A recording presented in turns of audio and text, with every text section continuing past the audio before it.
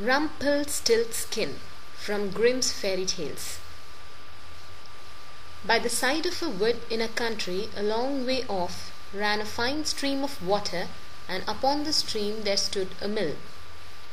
The miller's house was close by, and the miller, you must know, had a very beautiful daughter.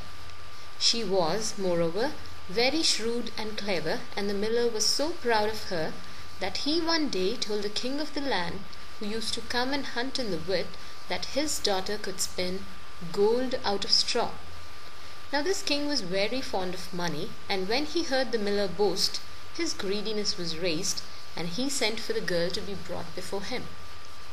Then he led her to a chamber in his palace, where there was a great heap of straw, and gave her a spinning wheel, and said, "All this must be spun into gold before morning, as you love your life."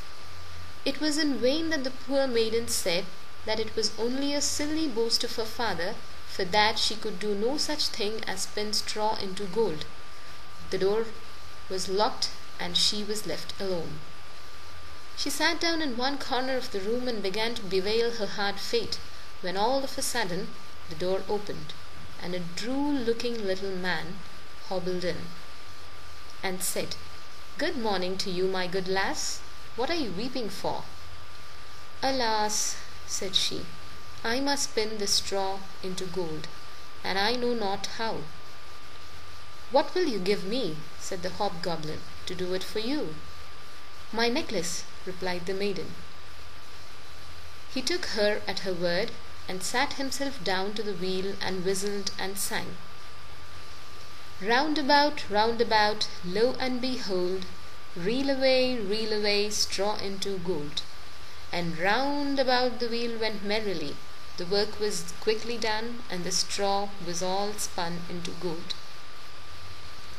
When the king came and saw this, he was greatly astonished and pleased, but his heart grew still more greedy of gain, and he shut up the poor miller's daughter again with a fresh task.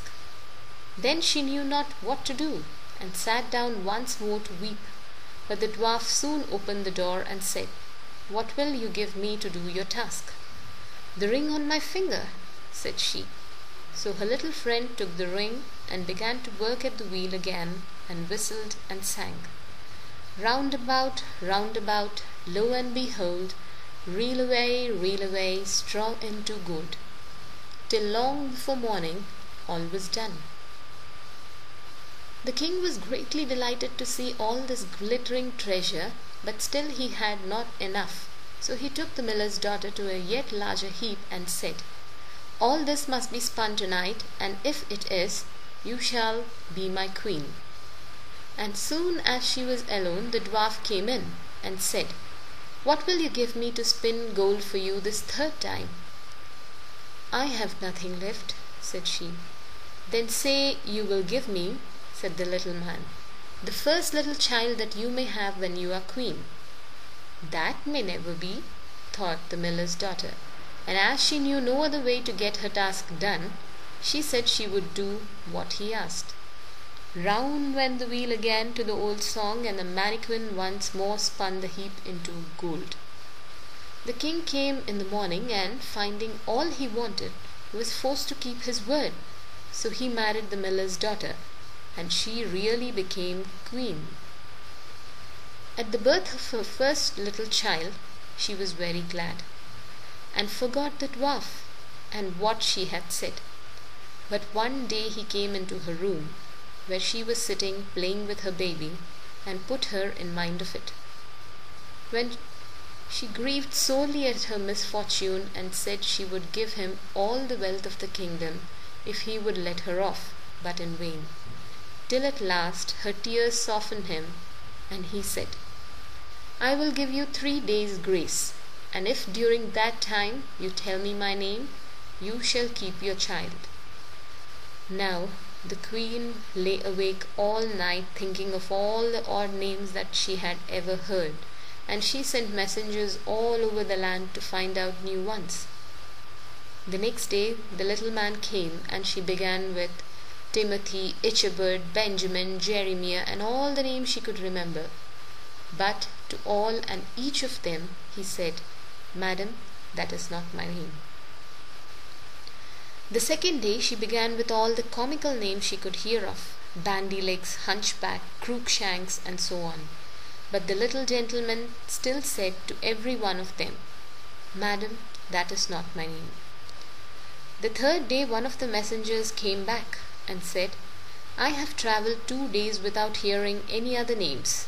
But yesterday, as I was climbing a high hill among the trees of the forest, where the fox and the hare bid each other good night, I saw a little hut, and before the hut burnt a fire, and round about the fire a funny little dwarf was dancing upon one leg, and singing, 'Merrily the feast I'll make, today I'll brew, tomorrow bake. Merrily I'll dance and sing, for next day will a stranger bring. Little does my lady dream, Rumpelstiltskin is my name.' When the queen heard this, she jumped for joy, and as soon as her little friend came, she sat down upon her throne and called all her court round to enjoy the fun, and the nurse stood by her with the baby in her arms, as if it was quite ready to be given up. Then the little man began to chuckle at the thought of having the poor child to take home with him to his hut in the woods, and he cried out, 'Now, lady, what is my name?' 'Is it John?' asked she. 'No, madam.' 'Is it Tom?' 'No, madam.' 'Is it Jemmy?' 'It is not.'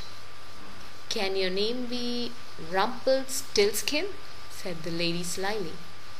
'Some witch told you that! Some witch told you that!'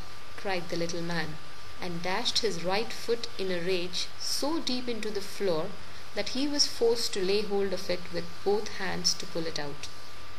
Then he made the best of his way off, while the nurse laughed and the baby crowed, and all the court jeered at him for having had so much trouble for nothing, and said, 'We wish you a very good morning and a merry feast, Mr. Rumpelstiltskin.'